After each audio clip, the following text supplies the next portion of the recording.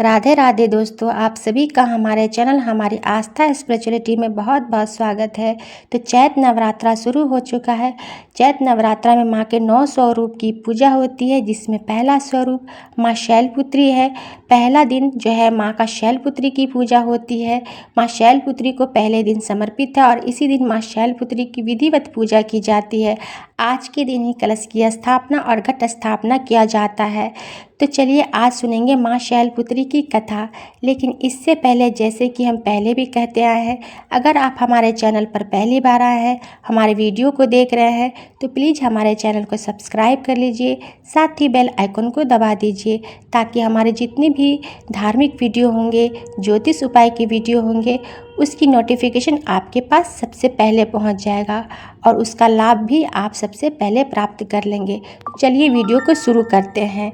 तो चैत्र नवरात्रि का पहला दिन माँ दुर्गा की शैलपुत्री स्वरूप को समर्पित है। इस दिन घट स्थापना और विधिवत पूजा अर्चना की जाती है। ऐसा करने से व्यक्ति को माँ शैलपुत्री की कृपा प्राप्त होती है।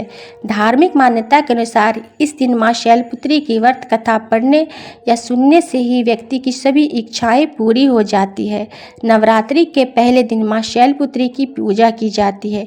माँ शैलपुत्री का स्वरूप बेहद ही सौम्य है। माँ बैल पर सवार है और उनके दाहिने हाथ में त्रिशूल और बाएं हाथ में कमल का फूल है। माँ शैलपुत्री को पर्वतराज हिमालय की पुत्री माना जाता है। मान्यता है कि माँ अपने भक्तों की सभी मनोकामनाएं पूरी करती है और साधक के मूलाधार चक्र को जागृत करने में मदद करती है। मूलाधार चक्र हमारे शरीर में ऊर्जा का केंद्र है, जो हमें स्थिरता और सुरक्षा प्रदान करता है। इसके अलावा कहा जाता है कि माँ शैलपुत्री की पूजा करने से, व्रत की कथा पढ़ने से या फिर सुनने मात्र से ही सभी इच्छाएं जो है पूरी हो जाती है। तो चलिए माँ शैलपुत्री की कथा को सुनते हैं। पौराणिक कथा के अनुसार माँ शैलपुत्री राजा दक्ष प्रजापति की पुत्री थी, जिनका नाम सती था। उनका विवाह भगवान शिव से हुआ था, लेकिन राजा दक्ष प्रजापति नहीं चाहते थे उनकी पुत्री का विवाह शिव जी से हो, जिसकी वजह से वह अपनी पुत्री सती और भगवान शिव से हमेशा नाराज रहते थे। एक बार प्रजापति दक्ष ने यज्ञ करवाने का फैसला किया। इसके लिए उन्होंने सभी देवी देवताओं को निमंत्रण भेज दिया। अपनी पुत्री सती और दामाद भगवान शिव को उन्होंने नहीं बुलाया। देवी सती उस यज्ञ में जाने के लिए बेचैन थी, लेकिन भगवान शिव ने उन्हें बिना निमंत्रण वहां जाने से मना किया। लेकिन सती नहीं मानी, अपने हठ पर अड़ी रही। इसके बाद महादेव को विवश होकर उन्हें भेजना पड़ा। सती जब अपने पिता प्रजापति दक्ष के यहाँ पहुंची तो उन्होंने देखा कि उनका कोई भी जो है आदर सत्कार नहीं किया, कोई भी उनसे प्रेम पूर्वक व्यवहार नहीं किया और उनका और भगवान शिव का जो उपहास उड़ाया।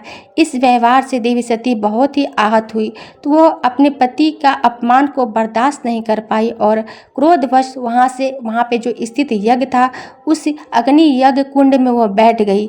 जब शिव जी को ये बात पता चली तो वो बहुत ही ज़्यादा दुखित हुए, बहुत ज़्यादा दुख से गिर गए और क्रोध से वो भर गए। क्रोध की ज्वाला में वो भड़कने लगे और क्रोध के साथ ही वो उस यज्ञ में पहुंच गए और यज्ञ को जो है ध्वस्त कर दिया। कहा जाता है कि इसके बाद देवी सती ने ही हिमालय पुत्री पार्वती के रूप में जन्म लिया। हिमालय की पुत्री होने के नाते देवी पार्वती को ही शैलपुत्री के नाम से जाना जाता है। तो ये रहा माँ शैलपुत्री की कथा और आज के दिन माँ शैलपुत्री की पूजा होती है। इस नवरात्रा में माँ के 9 स्वरूप की पूजा होती है। जो साधक प्रेम से, सच्चे हृदय से माँ को बुलाते हैं, उनकी पूजा अर्चना और भक्ति करते हैं, मन को स्वच्छ रखते हैं, उन साधक के सारे कष्ट दूर हो जाते हैं। जो भी परेशानियाँ होती है, जो भी दुख होता है, माँ उसके सारे दुख को दूर कर देती है। तो ये रहा माँ शैलपुत्री की कथा। मिलते हैं फिर किसी नेक्स्ट वीडियो में, तब तक के लिए राधे राधे।